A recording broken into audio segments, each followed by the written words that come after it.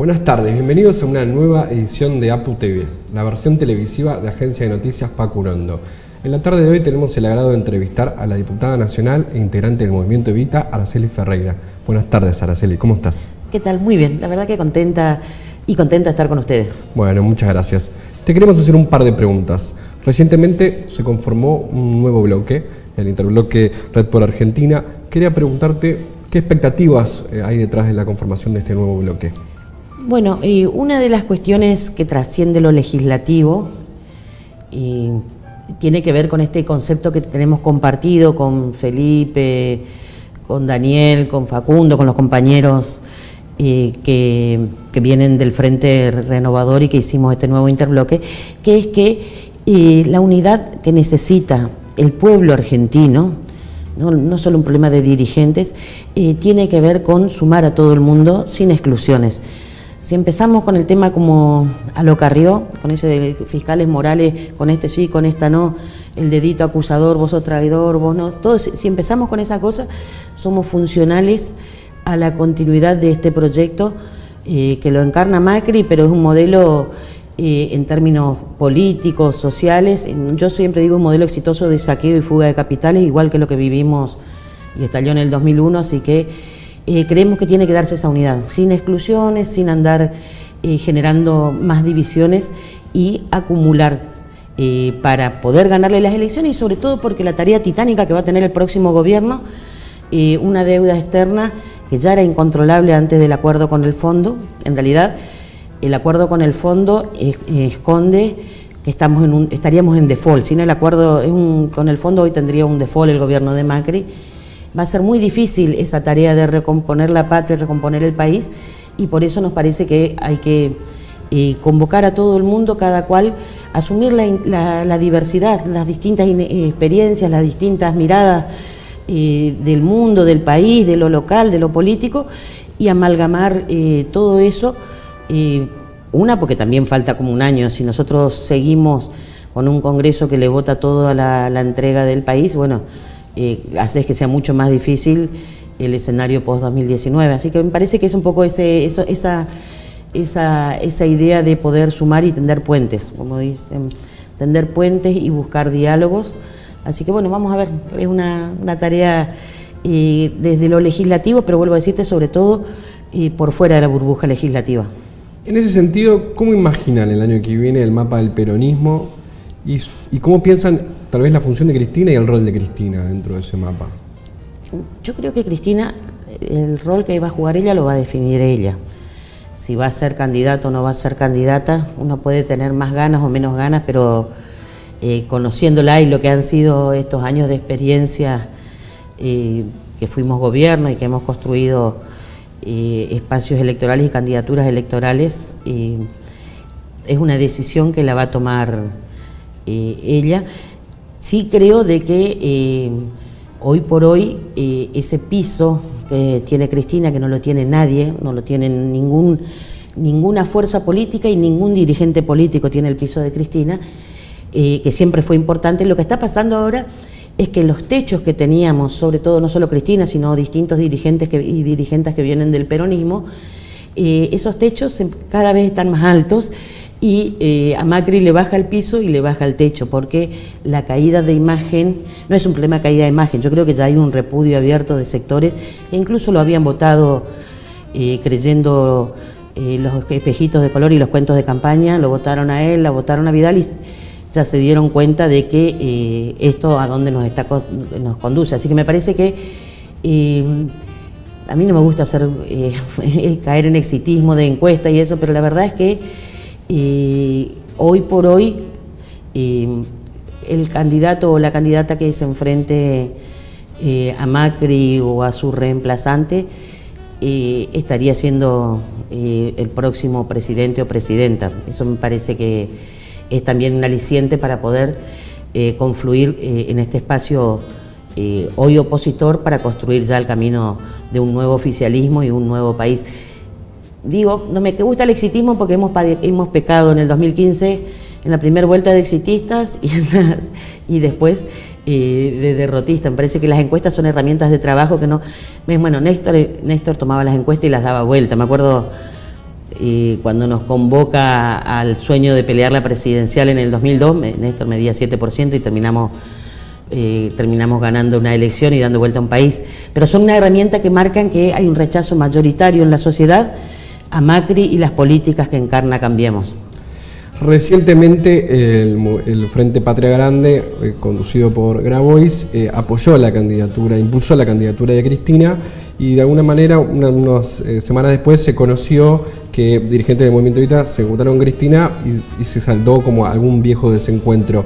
¿Crees que están vinculados un hecho con el otro, como un reencuentro de distintos sectores de la militancia con Cristina? Sí, yo creo que va pasando esto, que nos juntaba a la calle, porque hay que decir que en todo, desde el 2000, desde que asumió Macri, en la calle nos encontrábamos todos juntos. Por ahí las peleas que habían eran de cara a lo electoral, y me parece que hoy lo que vamos haciendo es confluir que esa pelea callejera, que también tuvo puntos de acuerdo dentro del Congreso y permitió sacar la ley antidespido, la ley para frenar los tarifazos, que Macri la fue vetando, digamos, iba teniendo esos puntos de confluencia, y me parece que fue encontrando esta inteligencia, que si no juntamos todas las fuerzas, vamos a condenar al pueblo argentino a que sigan otros 4 años de esta masacre social. Y reconocer, terminar con esa cuestión, a veces tiene componentes misóginos, eso de, porque si hubiera sido un hombre el que tiene ese caudal electoral que tiene Cristina, estoy segura que muchos hubieran hecho cola antes para hablar con ella. Y yo creo que también es esto que te decía, es entender de que no tenemos este tema de seguir con vos, sí, como el tema de buenos amigos y de zapatitos del mismo color, nos dejó elecciones donde la derecha, bueno, avanzó sin tener control parlamentario, pero pudo avanzar en el Congreso. Así que me parece que fue esa experiencia de los resultados electorales del 2015, el tema de la necesidad de que la unión en la calle, en las marchas, si cada vez que había nos juntábamos para enfrentar el 2x1, si te juntás para discutir cada una de las medidas de ajuste, es irracional que después no puedas juntarte con esas mismas fuerzas políticas y dirigentes o dirigentas a construir alternativas electorales. Así que me parece que, creo que saludo y celebro. Ojalá nos hubiera llegado antes las dosis de unidad, pero bueno, nunca es tarde cuando la dicha es buena. En ese sentido, pensando un poco en la discusión sobre el presupuesto 2019, ¿no? Cambiando un poco de tema, ¿qué hay detrás de la discusión del presupuesto en relación a que la necesidad del gobierno de mostrar, por ejemplo, ahora tranquilidad o consenso social en el marco de lo que se viene ahora en la cumbre del G20? Digo, ¿qué hay detrás de esta discusión? No, hay dos cosas. Una necesidad imperiosa que te decía de esconder el default, si no empezaban a venir más fondos del Fondo Monetario. Macri tendría que estar declarando a fin de año el default de la enorme deuda extranjera que tomó antes de que llegue el acuerdo con Lagarde. Entonces, por un lado tenés una necesidad terrible. Otra necesidad es que la mayoría de la plata del fondo va a ingresar, el 88% va a ingresar antes de las elecciones de octubre. Lo que tendría que haber entrado en el 2020, 2021, adelantan. Y es un favorcito que el Fondo Monetario le está haciendo a Macri para que tenga circulante y que no le estalle el país. Y el otro tema sí es un criterio de gobernabilidad, de decir que puede sacar leyes en un momento donde el mundo no le cree a Macri que pueda resolver. Es más, el mundo nos mira con preocupación porque están viendo que incluso algunos de los sectores más cercanos, no solo al gobierno, sino estas usinas del gran capital financiero internacional, ven con preocupación que Macri no garantiza la gobernabilidad y de que puede no garantizarles lo que a ellos les interesa, que es el cobro de los intereses de la deuda externa, que son de 1.000 millones este año por día. El año que viene vamos a estar pagando 1.600 millones de pesos nada más que por día de intereses. Entonces, ese tema de llevar un presupuesto es decir, bueno, yo todavía soy garante de la gobernabilidad, y el mensaje al G20 de que les va a garantizar el pago de esta deuda espuria, tanto la del fondo, que es ilegal e inconstitucional, como la que se tomó antes sin pasar por el Congreso. Cambiando un poco el enfoque, te veía con el pañuelo verde. quería también preguntarte un poco para reflexionar respecto a qué conclusiones podemos sacar de lo que fue la lucha este año del movimiento de mujeres en torno a la legalización del aborto, ¿no? Que sin embargo no se pudo lograr, pero el protagonismo y la visibilidad que ha tenido ha sido notable. Sí, aparte porque es la primera vez que llegamos al recinto en diputados y lo pasamos exitosamente, conseguimos que se dé media sanción, y es la primera vez que en el Senado se discutía, porque en el Senado ni siquiera se presentaban proyectos. Desde la campaña, la campaña completa que es bueno recordarlo, viendo lo que pasó con Agustina, la piba Wichi, de 13 años, uno dice murió, la verdad es que la asesinó la falta de información, la falta de ESI, la falta de... Podría haber hecho un aborto legal que no le cueste la vida a ella, al final terminaron perdiéndose las dos vidas, la del bebé primero y la de ella después. Y nosotros pudimos conseguir que, pese a que el Senado no discutió nunca, nos faltaron 5 votos. Eso fue un avance enorme. Nosotros, la campaña Educación Sexual para decidir, anticonceptivos para no abortar, aborto legal, seguro y gratuito para no morir, siempre cada 2 años veníamos presentando en la Cámara de Diputados. Avanzamos, alguna vez pudimos discutir en penal, después conseguimos sacar de penal y pasar a discutir en la Comisión de Salud, porque decíamos esto es un tema de salud y de derechos humanos, íbamos teniendo avances, sobre todo en la cantidad de firmantes que nos acompañaban, pero en Senado no habíamos hecho ese tránsito, así que para hacer el primer test donde llegamos al recinto, yo creo que fue exitoso, y lo más importante de todo fue la marea verde y también la irrupción de este nuevo actor, no solo del feminismo, sino de la juventud. Y esta unión tan potente del glitter con el bombo, digamos, me parece que fue algo que sacudió, digamos, las estanterías del patriarcado y las telarañas legislativas. Un aspecto distinto sobre esta misma discusión tiene que ver con algunos sectores que se expresaron recientemente una posición conservadora, inclusive posicionándose en contra de la ESI. ¿Cómo analizás este rebrote de sectores conservadores que vuelven a tener como un protagonismo en la agenda política? Sí, en realidad yo creo que ya tenían, digamos. Lo que pasa es que el mérito de toda esta irrupción del feminismo, la marea verde y todo esto, fue exponer algo que ya venía pasando. Este avance de estos sectores ultraconservadores ya bordeando el fanatismo religioso más cercano a una secta que a una religión, ya venía avanzando en el NEA y en el NOA, se venían viendo, incluso yo me contaba en Corrientes, esto que pasó con Olmedo, que le estaban haciendo una bendición y se les cayó la estantería, tremendo. El patriarcado se cayó, todos juntos se cayeron, pero eso también ya venía pasando en Corrientes, por ejemplo, que se hacían dentro de casa de gobiernos estos rituales de bautismos, en un avance, sobre todo en un país que es laico, porque nuestro es profundamente, tiene una religión mayoritaria católica, pero a su vez la matriz laica está muy presente, es un componente del ADN argentino.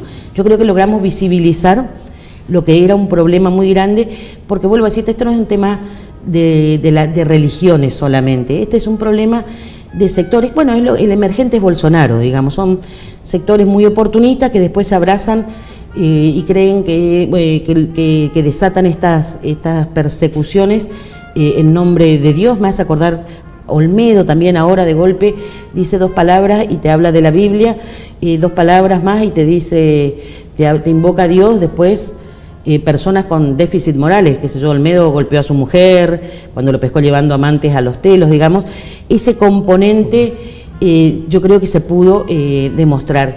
Y por el otro lado también demostramos la unidad de determinados sectores de Cambiemos con estos sectores. El caso más emblemático es el de María Eugenia Vidal, cerrando acuerdos para armar con estos sectores trogloditas y fundamentalistas el Partido Celeste en provincia de Buenos Aires. Así que yo saludo que haya salido, porque aparte también se está discutiendo financiamientos y hemos empezado a tomar en cuenta algunas cuestiones.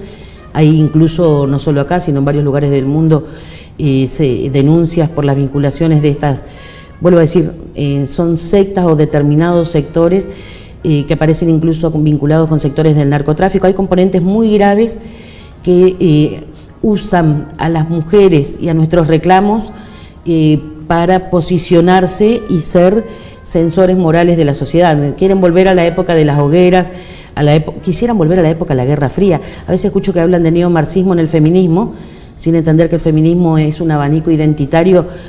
Estamos las que estamos en el feminismo liberal, popular nosotras, revolucionario, latinoamericanista, hay de todo, indigenista, es una cuestión muy amplia. Y cuando hablan de neomarxismo, yo digo, bueno, a ver, ¿y qué lugar le dejan, por ejemplo, no sé, a los penatos, que es de Cambiemos? Claro.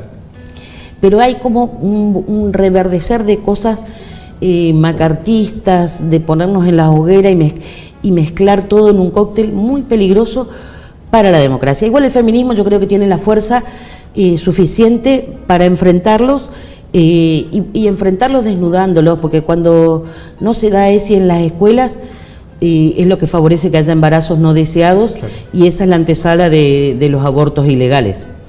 En este contexto conservador, ¿cómo pensamos las declaraciones de la ministra de Seguridad de la Nación, Patricia Bullrich, que haciendo casi un festejo, una celebración del uso de armas, y coincidiendo también con el ascenso de Bolsonaro en Brasil, ¿no? ¿Cómo se piensa esto?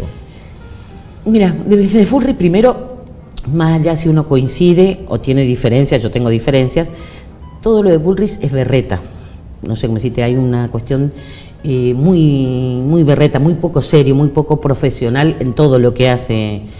Va a detener a alguien y no era, se le escapan los presos. Bueno, viste, la doctrina, se habla de la doctrina Chocobar, otros hablan de la doctrina Patobar, porque la verdad que a veces no sabes si ella habla en estado de normalidad o en qué condiciones, digamos. Todo eso, por eso digo, hay un nivel de berretismo por fuera de él.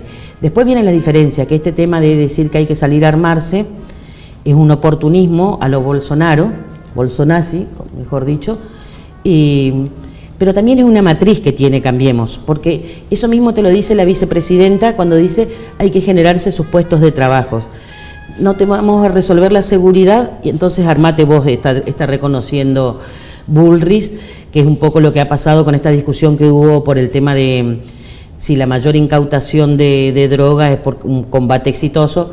Se lo dijimos los opositores la última vez que vino Marcos Peña, se lo dijeron hasta bancadas cercanas al oficialismo, se lo dijo Carrió.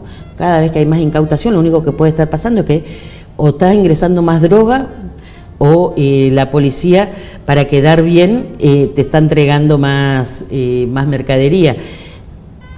Y después vienen las ratas drogones, por eso yo hablo de berretismo. Claro. Pero en el fondo está ese berretismo, ese oportunismo a lo Bolsonazi y sobre todo el tema del retiro del Estado. Resolvés vos como pueda tu seguridad, resolvés vos como pueda dar de comer a tus hijos, resolvés vos como pueda el trabajo que vas a tener y el Estado retirándose de todo, porque bueno, juntar 1.000 millones de pesos por día para pagar solo intereses exige dejar muchísimas funciones que el Estado democrático venía prestando hasta hoy. Araceli, te agradecemos mucho tu presencia. Nosotros vamos a un corte y ya volvemos con más APU TV.